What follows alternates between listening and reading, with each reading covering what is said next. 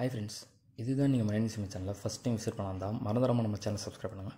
நம்ம இன்றைக்கி இந்த வீடியோவில் எதை பற்றி பார்க்க போகிறோம் அப்படின்னா சிஎம்ஏ இன்டர்மீடியட்டில் நமக்கு வந்து பார்த்திங்கன்னா இம்பார்ட்டன்ட் சப்ஜெக்ட் இருக்கு இல்லையா, அதாவது டைரக்ட் டாக்ஸேஷன். ஓகே, ஸோ அதில் one of the repeated problems கூட சொல்லலாம், ரிப்பீட்டட் சாப்டர் வேணால் சொல்லலாம். ஓகேவா, இன்கம் ஃப்ரம் ஹவுஸ் ப்ராப்பர்ட்டி.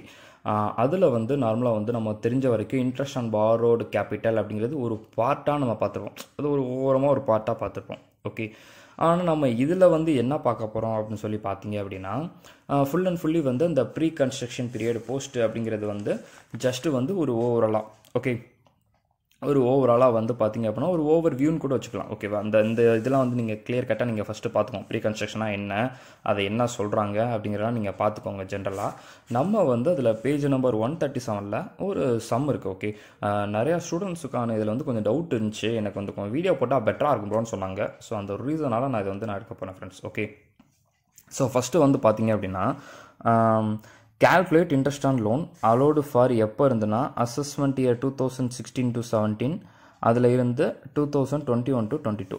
அப்போ நீங்கள் நல்லா நோட் பண்ணி பாருங்கள், assessment year 16 to 17னா அதோட ப்ரீவியஸ் இயர் என்னவாக இருந்திருக்கும்னு சொல்லி பாருங்கள். அதோட ப்ரீவியஸ் இயர் வந்து 2015 to 16. At that same time 2021 to 22 assessment இயர்னா ப்ரீவியஸ் இயர் எது வரைக்கும் அப்படின்னா 2020 இருந்து 21 வரைக்கும் அப்படின்னு அர்த்தம்ப்பா. ஓகேவா, அதில் வந்து பார்த்தீங்க அப்படின்னா என்ன சொல்கிறாங்கன்னா லோன் வாஸ் டேக்கன் ஆன் 1/1/2012 அப்படின்னு சொல்லி சொல்கிறாங்க. ஓகேவா, so loan was taken on 1/1/2012 எவ்வளோன்னா 5 lakhs at the rate of 12% per annum. Construction ஆரம்பிச்சது, அவன் லோன் வாங்கினது 2012 1/1ல், கன்ஸ்ட்ரக்ஷன் ஆரம்பித்தது 1/8ல். ஓகே, அப்போ கன்ஸ்ட்ரக்ஷன் முடிஞ்சது வந்து 31/3/2017. அப்போது 2012 ஆரம்பிச்சது 2017 வரைக்கும் முடிஞ்சிருக்கு. அவன் ரீபேமெண்ட்டு மேடஸ் அண்டரு எப்போ இருந்தாலும் வந்து அவன் ரீபேமெண்ட் பண்ண ஆரம்பித்தான். ஓகேவா, லோன் வாங்கினது ஆரம்பிச்சிருக்கான், வாங்கி லோனை வந்து எதுக்காக யூஸ் பண்ணியிருக்கான், கன்ஸ்ட்ரக்ஷன் ஆரம்பிக்கிறதுக்காக. கன்ஸ்ட்ரக்ஷன் இதுக்குள்ளே முடிஞ்சிருக்கு. அவன் ரீபேமெண்ட் வந்து பார்த்திங்கன்னா நம்ம எப்போயுமே வந்து நல்லா பார்த்தோன்னீங்களேன், கன்ஸ்ட்ரக்ஷன் லோன் வாங்கி 1/1/2012 லோன் வாங்கியிருக்கான், லோன் கெட்ட ஆரம்பித்தது வந்து 1/4/2013 பே பண்ண ஆரம்பிச்சிருக்கான். ஓகேவா, ஸோ இப்போ இது எப்படி கால்குலேட் பண்ண போகிறோம் அப்படின்னு சொல்லி பாருங்களேன். Since construction started on 1/8/2012. ஓகேவா, hence pre construction period starts from 1/8/2012 அப்படின்னு சொல்லி சொல்கிறாங்க. ஓகேவா, ப்ரீ கன்ஸ்ட்ரக்ஷன் அப்படிங்கிறது அதுலேருந்து ஸ்டார்ட் ஆகுதுங்கிறாங்க. ஓகேவா, and since construction completed on 31/3/2017 இங்கே ஆரம்பித்து இந்த இதில் முடியுது. ஓகே, அதை எழுதியிருக்காங்க. அதனால் hence pre construction period ends on 31/3/2016. ஓகேவா, அதாவது உங்களுக்கு நார்மலாக தெரிஞ்சிருக்கோம், இந்த விச்செவர் இஸ் லோயர் அப்படிங்கிற ஒரு கான்செப்ட் வச்சு நம்ம எடுத்து, அதாவது என்ன பண்ணுவோம் அப்படின்னா இந்த கான்செப்ட் பொறுத்த மட்டும் DOR அண்ட் DOC அப்படின்னு சொல்லிட்டு விச்செவர் இஸ் இயர்லியர் எடுப்போம் இல்லையா. ஸோ அந்த ஒரு கான்செப்ட் எல்லாத்துக்கும் தெரிஞ்சது தானே. ஸோ அதை பேஸ் பண்ணி நம்ம என்ன சொல்லிக்கலாம் அப்படின்னு சொல்லி பார்த்தீங்க அப்படின்னா pre construction ends on 31/3/2016 and post construction period starts from the year 2016 to 17. ஓகேவா, ரெண்டு விஷயமே நீங்கள் வச்சுக்கலாம். ஏன்னா ஒரு ஷார்ட்டாகவே அவங்க டேரெக்டாகவே கொடுத்துட்டாங்க, interest on loan allowed for assessment year 2016 to 17.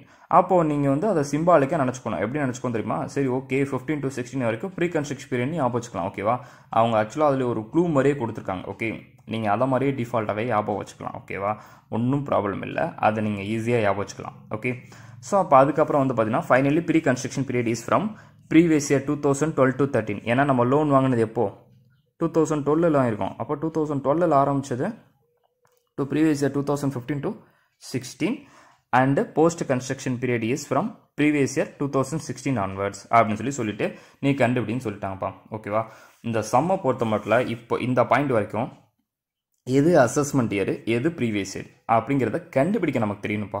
சரியா, ஏன்னா அவன் எல்லாமே நிறைய க்ளூ கொடுத்துருக்கான். இந்த 2016 to 17 இங்கே அசஸ்மெண்ட் இயர்னு சொன்னோன்னே ஓகே, அப்போ அதுக்கு முன்னாடி 15 to 16ங்கிறது இது ப்ரீ கன்ஸ்ட்ரக்ஷன் வரைக்கும். அவ்வளோதான், முடிஞ்சு போச்சு. சிம்பாலிக்கு அவங்க அப்படியே சொல்லிட்டு இருக்காங்க. ஓகேவா, அதை தான் நம்ம ஃபஸ்ட்டு கால்குலேட் பண்ண போகிறோம். ஓகே, ஸோ ஃபஸ்ட்டு வந்து நமக்கு இன்ட்ரெஸ்ட் கால்குலேட் பண்ணால் நம்மளை என்ன சொல்கிறாங்க அப்படின்னா லோன் இன்டு அந்த பர்டிகுலர் பர்சன்டேஜ். ஓகேவா, இந்த சம்மில் இன்ட்ரெஸ்ட்டு டிவைட் பை 100 அந்த இருக்கும் இல்லையா, அதுக்கப்புறம் வந்து பார்த்திங்கன்னா மந்த்ஸ் 8 என்ன வருது அப்படின்னு சொல்லிட்டு மந்த்ஸு, மேலே மந்த்ஸு கீழே போய் டிவைட் பை 12 அப்படின்னு சொல்லி போடும் இல்லையா அது. அப்போ லோன் வாஸ் டேக்கன் ஆன் 1/1/2012. ஓகேவா, 1/1/2012. அப்போ 2012 to 13 அந்த இயரில் எவ்வளவு ஃபஸ்ட்டு இதாக இருந்திருக்கும் பேமெண்ட்டுங்கிற ஒரு விஷயம். So 5 lakh loan. அதில் என்னன்னு சொல்லி பார்த்தீங்கன்னா கன்ஸ்ட்ரக்ஷன் ஆரம்பித்தது வந்து கன்ஸ்ட்ரக்ஷன் கமன்ஸ்ட் ஆன் 1/8/2012 தான் ஆரம்பிச்சிருக்கு. ஓகேவா, 1/8/2012 தான் கன்ஸ்ட்ரக்ஷன் ஆரம்பிச்சது. ஓகே, ஸோ அப்போ அந்த கன்ஸ்ட்ரக்ஷன் ஆரம்பிச்சிலேருந்து பார்த்தீங்கன்னா August, September, October, November, December, ஜனவரி, பிப்ரவரி, மார்ச். ஓகே, 8 months இருக்கும்ப்பா. அதாவது வந்து பார்த்தீங்க அப்படின்னா ஆகஸ்ட்லேருந்து நமக்கு வந்து மார்ச் வரைக்கும் இந்த மாதிரி 2012 to 13 அப்படிங்கிறது 1/8/2012 இருந்து 31/3/2013 வரைக்கும் அப்படின்னா நமக்கு எவ்வளோ மந்த்ஸ் வரும் அப்படின்னா 8 months வரும். Okay, so 5 lakhs into percentage எவ்வளோ கொடுத்துருக்காங்க 12%. அப்போ 12/100 இன்ட்டு 8/12. ஓகேவா, ஸோ இப்போ போட்டு பாருங்கள். சயின்டிஃபிக் கால்குலேட் யூஸ் பண்ணாதீங்க, இந்த கால்குலேட்டர் தான் யூஸ் பண்ணணும்னு சொல்லிட்டு நான் அன்றைக்கி ஆல்ரெடி சொல்லிட்டேன் இல்லையா. 12% இன்ட்டு 8/12. ஸோ போட்டால் எவ்வளோ வருது 40,000 வருது. கரெக்டாக 40,000 வந்துருச்சா. இதுதான் வந்து ஃபார்முலா மாதிரிப்பா, இது வந்து ஃபார்முலா மாதிரி. ஓகேவா, ஸோ இது வந்து பார்த்தீங்கன்னா 2012 to 13 இப்போ முடிச்சிட்டோம், நம்ம பக்காவாக முடிச்சாச்சு. அதுக்கப்புறம் என்ன சொல்கிறோம் அப்படின்னா ரீபேமெண்ட் மேடஸ் அண்டர் 1/4/2013 தான் ரீபேமெண்ட் பண்ண ஆரம்பிக்கப்படான். ஃபஸ்ட்டு 1 lakh ஒரு ரீபேமெண்ட் பண்ணிட்டான். அப்போ நல்லா பாருங்களேன், அந்த 1 lakhங்கிறது எப்போ, அதாவது 1/4/2013 அப்போ. ஓகேவா, 1 lakh ரீபெய்டாம்ப்பா, 1 lakh ரீபெய்டு. 5 lakhsக்கு லோன் வாங்கி 1 lakh ரீபெய்டுனா 4 lakhs நமக்கு இருக்கும். சரியா, 4 lakhs இருக்கும்.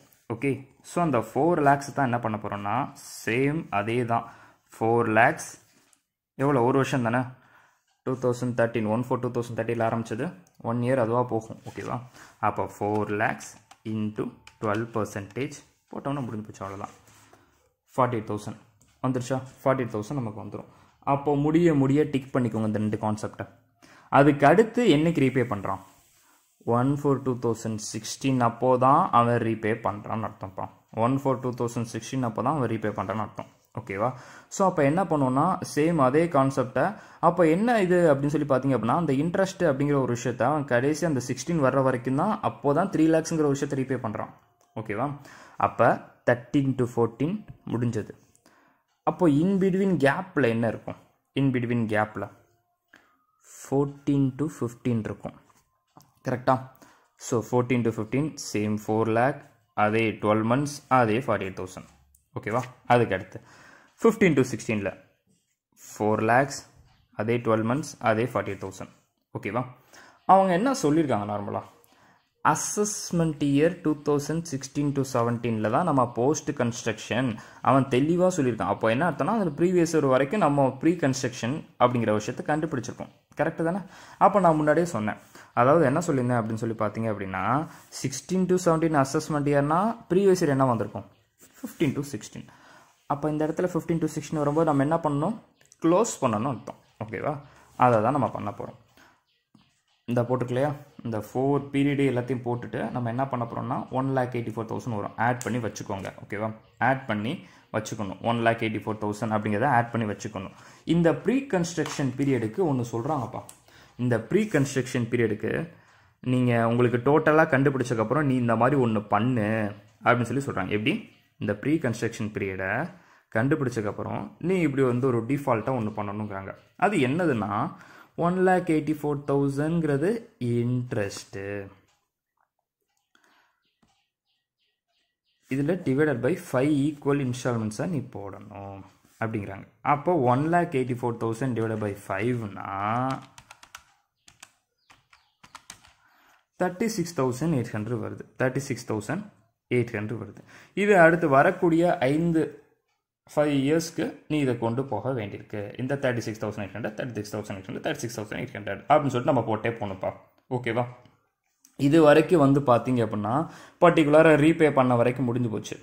பட் இனிமேல் நம்ம பண்ண போகிறது எல்லாமே டோட்டலாக நம்ம டிஃப்ரெண்ட்டாக வச்சு நம்ம பண்ண போகிறோம். சரியா, total interest for pre-construction period is 1,84,000 which shall be allowed in 5 equal installments, that is 36,800 from previous year 2016 to 17 ல இருந்து 2022-21 வரைக்கும் அப்படின்னு சொல்லி சொல்றாங்க. ஓகேவா?